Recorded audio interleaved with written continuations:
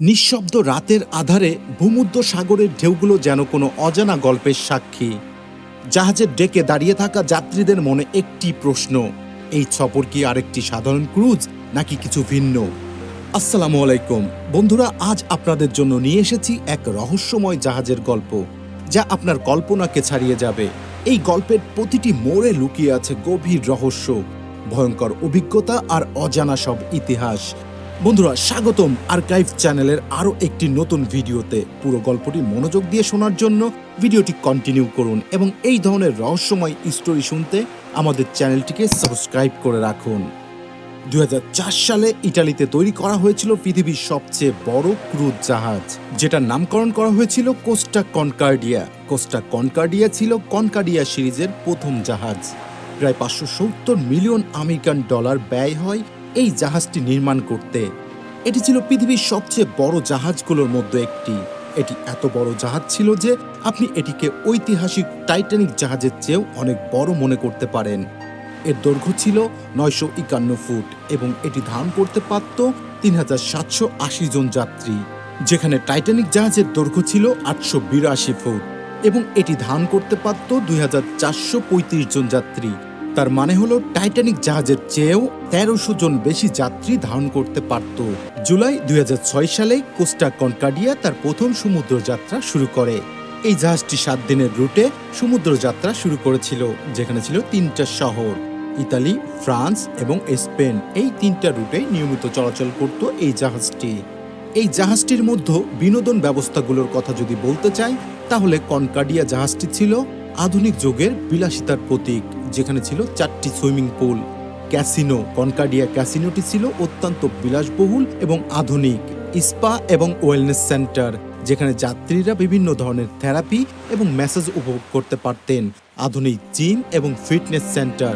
কনকার্ডিয়া ছিল বিভিন্ন ধরনের রেস্তোরাঁ, যেখানে বিভিন্ন দেশের খাবার পরিবেশন করা হতো।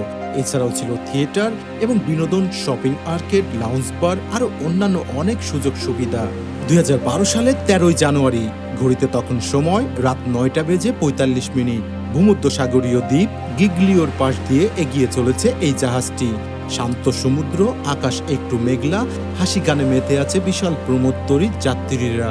রাতের খাবারের পর যখন যাত্রীরা বিনোদনে মগ্ন, তখন জাহাজের ক্যাপ্টেন ফ্রান্সেসকো একটি ঝুঁকিপূর্ণ সিদ্ধান্ত নেন। জাহাজটি তীরের আরও কাছে নিয়ে যাওয়ার পরিকল্পনা করেন, যা ছিল এক চরম ভুল। হঠাৎ প্রবল বেগে কেঁপে উঠল গোটা জাহাজটি। হোঁচট খেয়ে ছিটকে পড়ে গেলেন অনেক যাত্রী। বিস্ময়ের রেশ কাটতে না কাটতেই জাহাজের এক পাশ কাত হয়ে যেতে লাগলো এবং অন্ধকারে ডুবে গেল বিশ্বের অন্যতম বিলাসবহুল আলো ঝলমলে এই বিশাল জাহাজ কোস্টা কনকার্ডিয়া।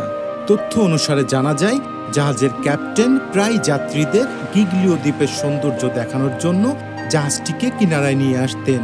তিনি বিশ্বাস করতেন যে এই মনোমুগ্ধকর দৃশ্য যাত্রীদের যাত্রাকে আরো আনন্দময় করে তুলবে। কিন্তু সেই রাতে যা ঘটল তা ছিল সম্পূর্ণ অপ্রত্যাশিত। যাত্রার কয়েক ঘন্টা পর জাহাজটি ইতালির পশ্চিম উপকূলে আইসোলা ডেল গিগলিও দ্বীপের কাছে দুর্ঘটনার শিকার হয়। পানির নিচে লুকিয়ে থাকা ডুবন্ত শিলার আঘাতে জাহাজটির গায়ে 60 ফুট চওড়া এক গভীর ক্ষতের সৃষ্টি হয়। সমস্ত ইঞ্জিন রুমে পানি ঢুকে যায়, প্লাবিত হয় সমুদ্র জলে। ফলে জাহাজের বিদ্যুৎ সংযোগ বিচ্ছিন্ন হয়ে পড়ে এবং ইঞ্জিন থেমে যায়। মুহূর্তের মধ্যে আনন্দের ছন্দে থাকা যাত্রীরা বুঝতে পারে তারা এক বিপর্যয়ের মুখে পড়েছে। হঠাৎ করে সমস্ত জাহাজের লাইটগুলো বন্ধ হতে থাকলো এবং শুরু হলো গিগলিও দ্বীপে যাত্রীদের চিৎকার চেঁচামেচি, যা হয়তোবা তখনও কেউ শুনতে পায়নি। জাহাজের মধ্যে সেই মুহূর্তগুলোর বিবরণ শুনলে গাও শিউরে উঠবে। এটি কি ছিল কোনো পদ্ধতিগত ত্রুটি নাকি প্রকৃতির নির্মম খেলা? আমরা এই রহস্যের গভীরে গিয়ে জানব। জাহাজটি শিলার সাথে ধাক্কা খাওয়ার পরপরই বিপর্যয় নেমে আসে। পানি প্রবেশ করতে শুরু করে, যাত্রীরা আতঙ্কিত হয়ে ওঠে। ক্রুদের মধ্যে অনেকেই সঠিকভাবে জানতেন না কিভাবে পরিস্থিতি সামলাতে হবে। এতে আরও বাড়ে যাত্রীদের দুর্ভোগ। ধীরে ধীরে পানিতে ডুবে যেতে থাকা জাহাজটি কাত হয়ে যাওয়ার ফলে তা দুর্ঘটনার স্থান থেকে 500 মিটার দূরে সরে যায় এবং জাহাজের ডান দিকটি সম্পূর্ণটাই পানির নিচে ডুবে যায়। এমন বিপজ্জনক পরিস্থিতিতে অস্থির হয়ে ওঠে পুরো জাহাজের লোকজন। কিন্তু শান্ত সমুদ্র হতে তীরের কাছাকাছি স্থানে ধীরে ধীরে জাহাজটি সমুদ্রে ডুবতে থাকা সত্ত্বেও দুর্ঘটনার সাথে সাথে জাহাজ ত্যাগের নির্দেশ দেননি জাহাজের ক্যাপ্টেন, বরং দুর্ঘটনার প্রায় 1 ঘন্টা পর এই নির্দেশ দেওয়া হয়। ততক্ষণে জাহাজটি ধীরে ধীরে কাত হয়ে যায় এবং জাহাজের অর্ধেক অংশ ডুবে যায় পানির নিচে। জাহাজের বাকি অর্ধেক অংশ পানির উপরে থাকলেও 230 ফুট পানির নিচে যে কোনো সময় ডুবে যাওয়ার ঝুঁকিতে ছিল জাহাজটি।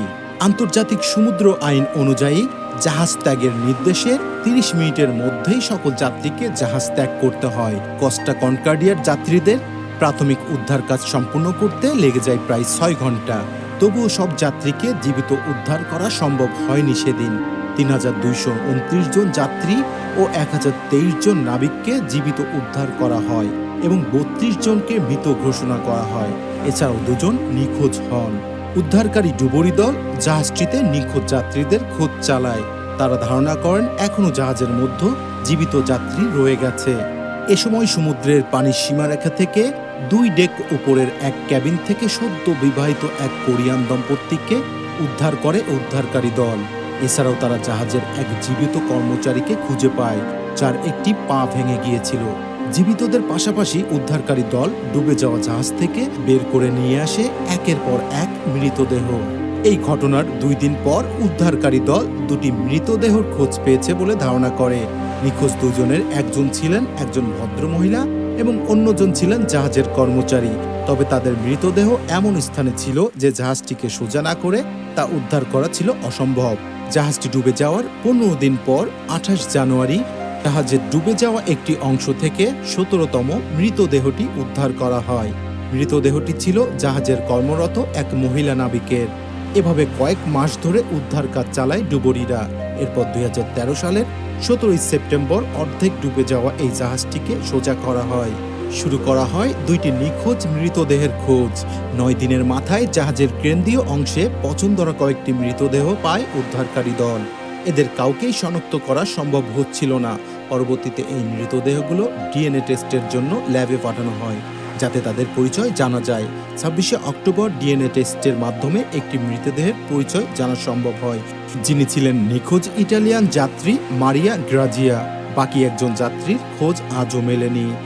অবশেষে এই বিশাল প্রমোত্তরী কস্টা কনকর্ডিয়ার এই বিপর্যয়ের পেছনে দায়ী করা হয় জাহাজের ক্যাপ্টেন ফ্রান্সিসকো চেটিনোকে। ক্যাপ্টেন চেটিনো জানান, দ্বীপের দিকে এগিয়ে যাওয়ার সময় তিনি জাহাজের কম্পিউটারের নেভিগেশন সিস্টেম বন্ধ করে দিয়েছিলেন। কারণ হিসেবে তিনি বলেন, কম্পিউটারের হাতে নিয়ন্ত্রণ না দিয়ে আমি নিজের দৃষ্টিশক্তিকে কাজে লাগিয়ে জাহাজ চালাচ্ছিলাম। কারণ এখানকার সমুদ্রের তলদেশ আমার নখদর্পণে। পানির নিচে ডুবন্ত শিলাটি এখানে থাকার কথা নয়, কারণ মেরিটাইম চার্টেও এই পথে কোনো ডুবন্ত শিলার উল্লেখ ছিল না।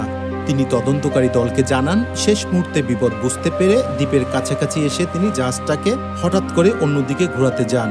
এ সময় জাহাজের একটি দিক দ্বীপের প্রবল প্রাচীরের দিকে সরে যায়। তিনি বলেন, সঠিক সময়ে সঠিক সিদ্ধান্ত নিতে আমি দেরি করে ফেলেছিলাম। এর দায়িত্ব আমাকেই নিতে হবে। তিনি আরও বলেন, দুর্ঘটনার শিকার হওয়া সত্ত্বেও তিনি 1 ঘন্টা পর সবাইকে জাহাজ ত্যাগের নির্দেশ দেন এবং সমস্ত যাত্রী উদ্ধার হওয়ার আগেই নিজে জাহাজ থেকে পালিয়ে যান। এ কারণে পরবর্তীতে তাকে মানুষ হত্যার অভিযোগে গ্রেপ্তার করা হয় এবং তার 16 বছরের জেল হয়। পরবর্তীতে দুর্ঘটনার ক্ষতিপূরণ হিসেবে কস্টা কনকর্ডিয়ার কর্তৃপক্ষ জাহাজের প্রত্যেক যাত্রীকে 11,000 ইউরো প্রদানের প্রস্তাব করে। তবে মাত্র 3 ভাগের 1 ভাগ যাত্রী এই ক্ষতিপূরণ গ্রহণ করেন এবং সর্বশেষ 2015 সালে এই বিশাল জাহাজটি ভেঙে এর বিভিন্ন অংশ আলাদা করার কাজ শুরু হয়। সমস্ত প্রক্রিয়া শেষে বিলাসবহুল সুন্দর এই জাহাজটি পরিণত হয় ভাঙাচোরা লোহালক্করের স্তূপে। কেমন লাগলো আজকের এই গল্পটি? অবশ্যই মন্তব্যটি শেয়ার করতে ভুলবেন না। দেখা হচ্ছে অন্য কোনো রহস্যময় জর্জরিত গল্পে। সেই পর্যন্ত সবাই ভালো থাকুন, সুস্থ থাকুন। আল্লাহ হাফেজ।